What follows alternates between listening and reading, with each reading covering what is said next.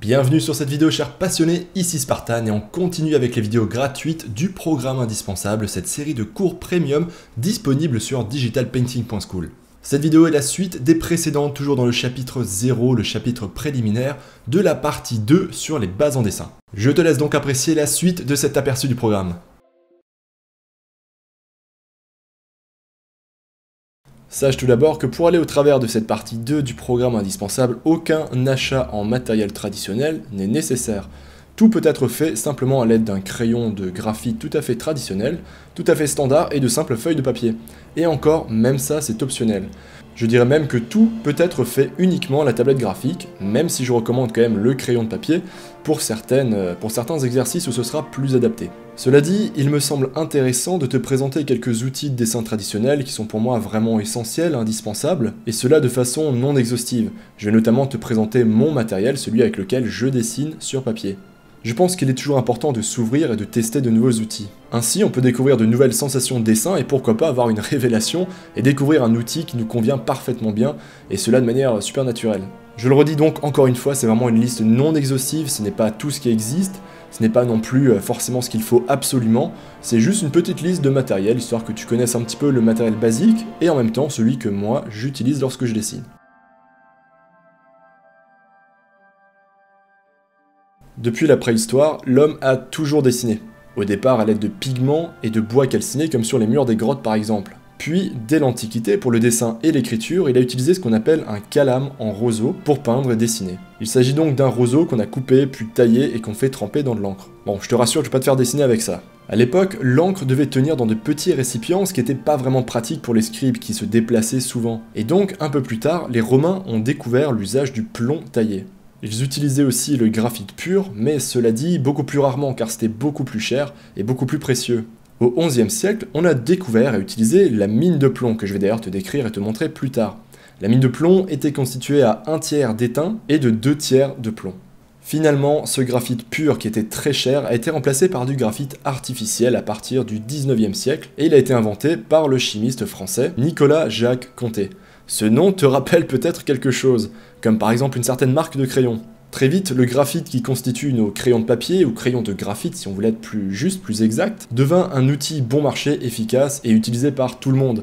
De l'artiste aguerri et exigeant jusqu'au moldu du dessin qui va en voler dans les présentoirs au Ikea. Si, je sais que tu l'as déjà fait.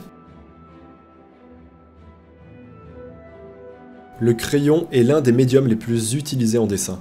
Tout débutant commence d'ailleurs généralement à dessiner avec. Même des dessins, peintures traditionnelles ou numériques d'ailleurs, peuvent avoir comme base un dessin réalisé au crayon graphite. Inutile de te faire un topo complet sur celui-ci, tu le connais déjà. Sache juste qu'il y en a différents types, différentes marques et différentes tailles. On en parle un peu plus dans la vidéo suivante. Alors, première note concernant le crayon graphite. Il peut s'acheter en bâton graphite de 1 cm, donc ça c'est très utile pour dessiner sur de grandes surfaces en faisant des aplats.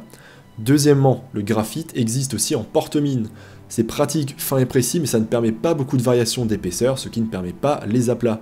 De plus, les mines se cassent très facilement, mais je ne t'apprends sûrement rien. L'avantage, en revanche, est que la mine reste toujours fine et précise, et il n'y a pas non plus besoin de tailler son crayon. Là encore, normalement, c'est quelque chose que tu connais déjà.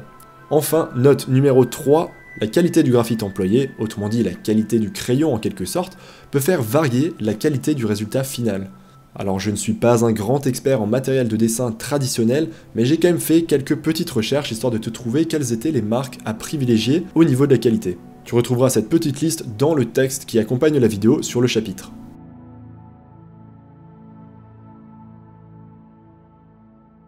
Si au XVIe siècle, les artistes utilisaient pour leurs esquisses et dessins de véritables mines de plomb, alliages de plomb et d'étain, ce qu'on appelle aujourd'hui mine de plomb n'est plus qu'un abus de langage, et n'est composé que de graphite pur, à la différence du crayon ordinaire qui contient une proportion variable d'argile qui lui donne sa dureté. Personnellement, depuis que j'ai découvert la mine de plomb, je ne dessine presque qu'avec ça. Ça a été un véritable coup de cœur, et c'est d'ailleurs pourquoi je t'invite fortement à acheter et à expérimenter la mine de plomb. Il s'agit en fait d'un crayon presque banal, simplement il n'est pas entouré de bois, mais la mine de graphite est beaucoup plus large. Elle est beaucoup plus grosse, elle est simplement entourée d'un film plastique transparent. Ça permet en fait de pouvoir faire des aplats beaucoup plus larges, de le tenir également différemment, et on peut dessiner avec en aplat ou avec précision. Et ces densités les plus fortes, on va dire de 5B à 9B, permettent d'obtenir avec un seul outil une large gamme de valeurs allant du gris léger au gris très foncé selon la pression qu'on exerce sur la mine. Au final, c'est un crayon qui est très proche du crayon de graphite classique, mais qui offre quand même des sensations légèrement différentes, et c'est pourquoi je te conseille vivement de tester cet outil. La pierre noire est un outil de dessin au noir sombre et mat, idéal pour dessiner les valeurs les plus basses, par exemple 0 sur 10, 1 sur 10 ou 2 sur 10. Elle a des propriétés proches de la mine de plomb, c'est très ressemblant, mais elle a un noir bien plus profond. Elle est constituée de carbone et d'argile et on la retrouve souvent sous forme de crayon, entourée de bois ou en craie rectangulaire. Pour faire simple, c'est comme un gros crayon qui est juste beaucoup plus foncé et beaucoup plus gras. Car en effet la matière est très tendre et très grasse, ce qui veut dire que le crayon part très vite, et il applique un noir très intense. On peut aisément nuancer ses traits en estompant avec son doigt ou avec un mouchoir ou encore à la gomme mie-de-pain par exemple. La pierre noire était très utilisée pendant la Renaissance et reste un outil classique aujourd'hui encore. Il est à noter que le crayon de pierre noire se taille de préférence au cutter. Et enfin, dernière chose, c'est un outil qui permet pour moi de dessiner du clair vers le foncé, donc en ajoutant ses traits sur une feuille claire, mais également du foncé vers le clair, un petit peu comme on le fait en digital painting. Donc ça veut dire qu'on va appliquer du crayon et ensuite on va pouvoir gommer ses traits à l'aide d'une gomme mie-de-pain ou même d'une gomme ordinaire. Donc je trouve que cet outil est vraiment pas mal pour dessiner les valeurs de deux manières différentes. Du clair vers le foncé ou du foncé vers le clair en gommant. La gomme mie-de-pain est une pâte malaxable qui sert à gommer ou éclaircir ou encore à estomper son dessin. Celle-ci présente de nombreux avantages sur une gomme classique dont le premier a été cité. On peut éclaircir son dessin sans le gommer complètement. On peut en quelque sorte contrôler le niveau de gommage. Ensuite, on peut la malaxer et lui donner la forme qu'on veut. On peut l'avoir donc très large ou alors super fine, ce qui est vraiment pratique pour s'adapter à la situation. Ensuite, elle ne perd pas de résidus noirs dégueulasses partout sur la feuille, mais en revanche, à force de l'utiliser, elle finira par devenir noire à cause de tout le graphite, le fusain ou la pierre noire qu'elle va absorber. Dans ce cas-là, il suffit en général de faire un petit coup sur le papier pour la nettoyer ou encore de la remalaxer pour avoir des parties plus claires. Mais surtout, la gomme mie-de-pain est un outil génial et complètement légitime pour faire des sculptures, comme avec de la pâte à modeler, quand on se fait chier en cours. Testé et approuvé par votre cher Spartan lors de ses études. Et je ne suis pas peu fier de mes créations. Bref, c'est un outil pas cher et incontournable pour quiconque veut dessiner un peu plus sérieusement. Donc là, n'hésite même pas, ça ne coûte pas très cher et par contre c'est vraiment incontournable. Il te faut une gomme mie-de-pain si tu veux dessiner au crayon. On peut dessiner avec tout et n'importe quoi, même avec des taches de café, du ketchup, son sexe trempé dans de la peinture ou encore tout type de stylos, feutres et marqueurs spécialisés pour le dessin. J'en utilise pour ma part de temps en temps, les feutres, hein, pas mon sexe, pour varier la pratique et les sensations, et non, je suis désolé, cette phrase est quand même trop tendancieuse, je m'en excuse. En tout cas, je vais pas rentrer ici dans les détails par rapport aux stylos, aux feutres et aux marqueurs.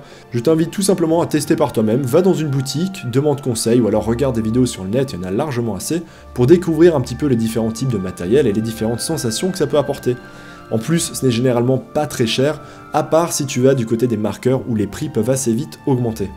Et voilà, ceci conclut cette courte vidéo sur le matériel nécessaire pour dessiner, en tout cas pour le matériel que je conseille et que j'utilise. Encore une fois, c'est une liste non exhaustive, je n'ai pas parlé de tout ce qui existe, c'est vraiment juste histoire de te parler de quelques outils, notamment les plus essentiels pour moi, ou alors ceux que j'utilise en tout cas dans mon quotidien.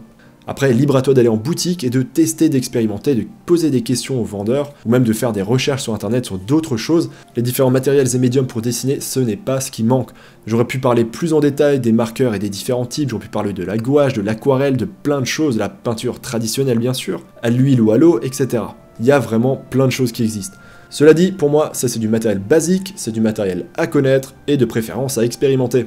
Allez l'artiste, rendez-vous dans la prochaine vidéo où je vais te parler un petit peu plus encore du matériel et notamment du graphite. Juste un petit rappel avant que tu décolles. Comme expliqué au début de la vidéo, il s'agissait ici d'une vidéo issue des cours premium du programme indispensable sur digitalpainting.school. Je te conseille vivement de suivre ces cours directement sur le site, car bien sûr tu auras accès à l'intégralité des cours et non pas juste à cet aperçu, mais en plus tu pourras télécharger tous les fichiers, y compris pour les chapitres gratuits, qui sont bourrés de PSD, de broches de cadeaux, etc. Et en plus plein d'autres avantages et surprises t'attendent si tu t'inscris. Allez, à bientôt l'artiste!